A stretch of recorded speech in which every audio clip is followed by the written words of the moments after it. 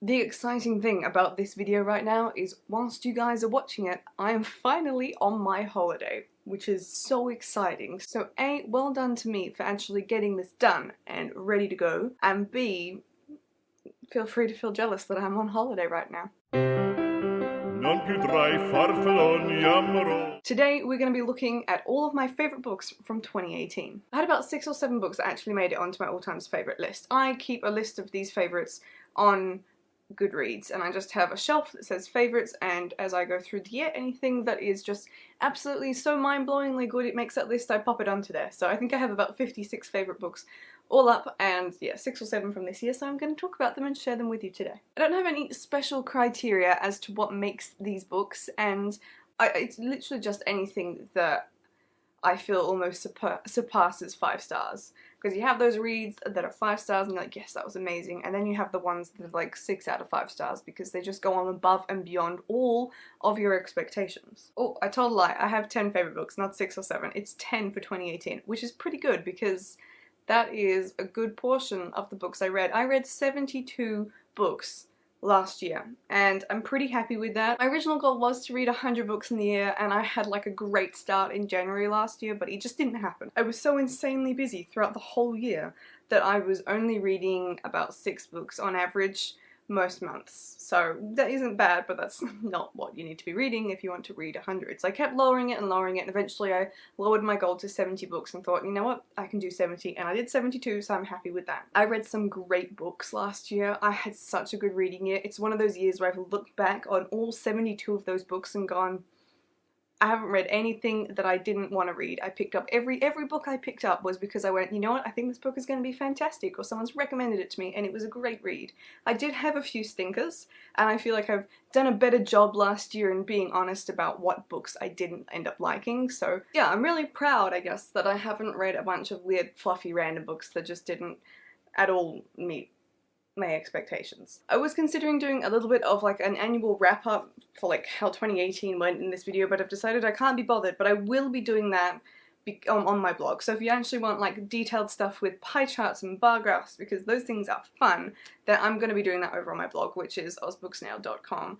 I just think that that is visually more fun to do. I specifically every year look forward to making my little pie chart that shows me how many books I read versus how many books I bought, so that I can see my progress towards getting my TBR down, because it's almost always going up rather than down. I don't think I've ever read more than I've bought in a year, which is, oh, that means I've bought over 70 books, but I've been sent some this year, so I feel slightly less bad about that. But anyway, if you want to see those statistics, head over to my blog. Let's just crack into my favourite books from 2018. The first book that made my all-time favourites list was The Gentleman's Guide to Vice and Virtue by Mackenzie Lee. I loved this book so much. It was also my first read of the year, so it was a spectacular way to kick off the year.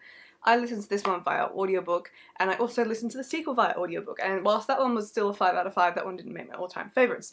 This one is just such an amazing story. I think most people have read it now. It's just such a popular book, and it's fantastic. It is like, oh, almost called a coming-of-age book. It's not a coming-of-age book. It's about our main character who is gay, and he's living in like 20th century England, and he's going on his, I guess it kind of is a coming-of-age tour. So it's the thing that all men did when they were sort of becoming proper men. They went on a little tour of country and went around, and that is what Monty is doing. And Monty goes on this tour with his friend Percy, and the romance between them is something to die for, and literally everything goes wrong. I just love how ridiculous this story gets, because we go from just being in different gambling halls to joining pirate ships and going to save treasures and robbing the King of France. I don't think they robbed the King of France, but ridiculous things like that is such a fun read, and if you haven't read this one yet, you really need to get onto it, because all of the characters are just an absolute blast of fun. The next book that I read that made my all-time favourite list, I was actually really surprised, and that was Codename Verity by Elizabeth Wein, or Vine, I'm not sure exactly on the pronunciation there. This one had been sitting on my shelf for a long time, and was one of those books where I was like, I'm finally going to read this, and I don't know, I guess I just sort of connected to the characters, and I thought it was really good, which is funny because my mum read it after me, and she just was a bit like, that book was a bit average, but I liked this book. It has some great female leads in it. It's got an interesting plot because we're looking at World War II, we're in Nazi-occupied France, we've got the main characters are British, or one of them's British, it's been a while, I can't remember it now, and they fly planes, and it's just really cool because flying planes is not something that women got to do hardly ever, and so our main character is sort of pushing boundaries there, and the tale of her on her missions and her best friends, who has a very mysterious role we don't know much about. It's just really, really interesting. I think this is definitely worth the read if you like your historical fiction, but I have to say this definitely surprised me that it made it onto my all-time favourite list, but I sure as hell want to keep reading Elizabeth's books because it was just really good. Such a great read. But yeah, I'm really glad to say that I have finally read this book. The next book that made it onto my list in 2018 was Good Omens by Neil Gaiman and, I was about to say Patrick Rothfuss, but no.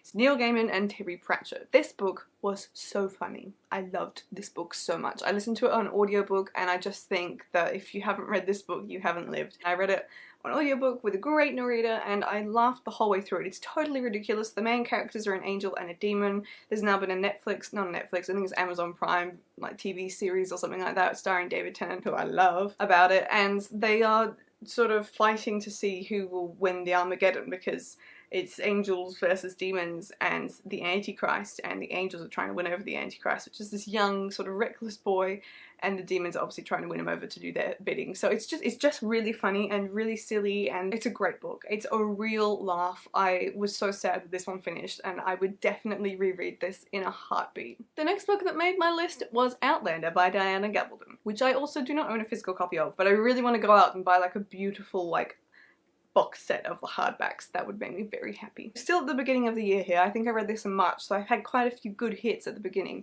and this took me a while to get through it because the audiobook is so long, and I was sort of going through a period of time where I wasn't really listening to that many audiobooks, but I got to the end of it and was just mind blown. There's just something about the first Outlander book. I've now read the first 4, and the first one still is just so good. It's definitely a league above the others, but the story doesn't decline. It's just, I think it's almost a like shining nostalgia of how much I loved this series, and it just makes me so happy to think of right back at the beginning where we started. But this book is amazing. I think most people have read it or watched the series or have some idea, but it's a big series. All the books are huge, but the narrator, Davina Porter, for the audiobooks she is phenomenal. And I do have a video review up for this one as well, and I also have a complete recap video, so I've spent a lot of time dedicating myself to this book, but you can go and watch those if you want some further thoughts on them. But the characters, the setting, the way the story works, the things the characters do are so interesting and fresh and new and different from so many other historical fiction books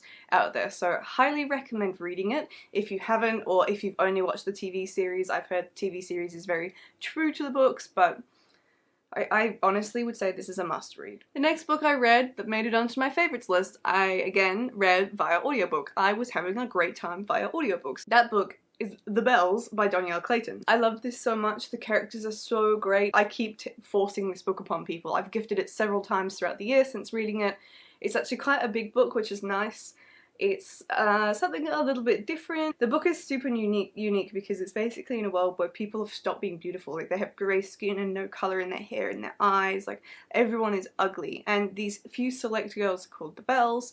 Every like generation or so, there's maybe like 12 of them, I can't remember now, but there's a select number of them, and they have the power to manipulate appearances and make people beautiful again, and they get paid for their services. So this is about their ceremony and being selected of where they'll be located within the kingdom, because you want to be like the favourite who is in the palace working with the royals and the aristocracy, and then there are other like tea houses throughout the kingdom where they work. And this has just such a great storyline. It's so much more, like, has a lot more depth to it than you're expecting, a lot more excitement happening, and I'm so excited for the sequel to come out, which I think is coming out in like February or March this year, and I can't wait to read it because we left on such a cliffhanger. Such a cliffhanger, I tell you. Highly recommend picking this one up. This has to be probably one of my most, like, this is probably the book I am, this is the book I am the most passionate about from coming out of 2018, because I just get so like, you need to read it whenever I talk about it. So I hope more people pick this book up because it did not get anywhere near enough hype for what it deserves. Okay, I actually have the next book that made it onto my list, and that book is The Complete Collection of Maus by Art Spiegelman. I was not expecting a graphic novel to really ever make it onto my all-time favorites list because they're so short and it's so hard to love them to that extent. So this has a few volumes of it. They're all black and white illustrations in there, and it's a very honest account of the author's experience of living with, dealing with, and hearing the stories of his father, who was Jewish in World War II and went to a concentration camp. I think he went to Auschwitz. I think he might have gone to a few actually. It's just really compelling to read, and I like that there are sections in here when it deals with how the author dealt with writing this book and the response he got from his readers and them seeing it as a story but him seeing it as real life and just struggling to like deal with how difficult his father became. And it's a very honest graphic novel that I think is definitely worth reading. It's something that has been like on my radar for such a long time, so it was great to read it. But if you like this sort of thing or you're thinking of giving a graphic novel a go, this is so worth it because it's just like, it's so cleverly done. The drawings are great. All of the people and characters are depicted by different types of animals to suggest their races or their beliefs or whatever it is. So it's just, yeah, very thought-provoking, very well done, highly recommend, obviously. Very much so enjoyed it. The next book that made my list, I was so stoked that it made my list, was 1,000 Perfect Notes by C.G. Drews. C.G. Drews. I struggle with that every single time. This is one of my blogging friends. I have spoken about it before. This book is so good, so unexpectedly amazing.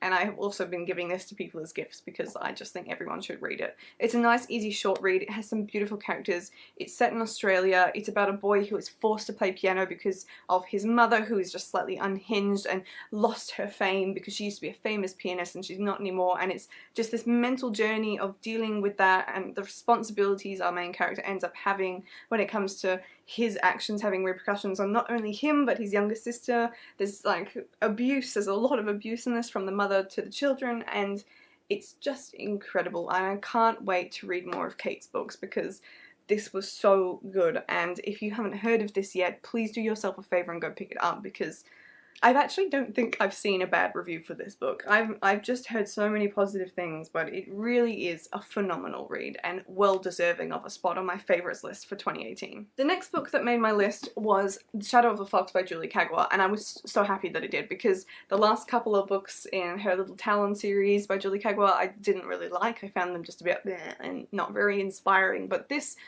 just shot for the stars and it sure hit them. I am a big fan of Julie Kagawa because of her Iron Face series, but this one is honestly taking it to new levels. It's a Japanese inspired fantasy. It's about this event that happens every X many years, like 1,000 years, and people are all on the hunt to put the pieces of this scroll back together again, because when this event comes around, whoever has this scroll can recite what's written on there. I think it's a bunch of poems, and they can be granted a wish from the dragon. And the journey that we go on with our main character Yumiko, with this assassin who has all these other motives for being on this journey, and a Ronin. There's just so many great characters here, and it's such a beautiful look and take and spicing of Japanese culture into this book. It's honestly fantastic. It's so easy to read. You just fly through it, and I can't wait for the sequel, which I've actually not heard anything about when the sequel is coming out, so I need to look that up because I very much so want to have the sequel in my hands to read it right now because I really want to know what's going to happen.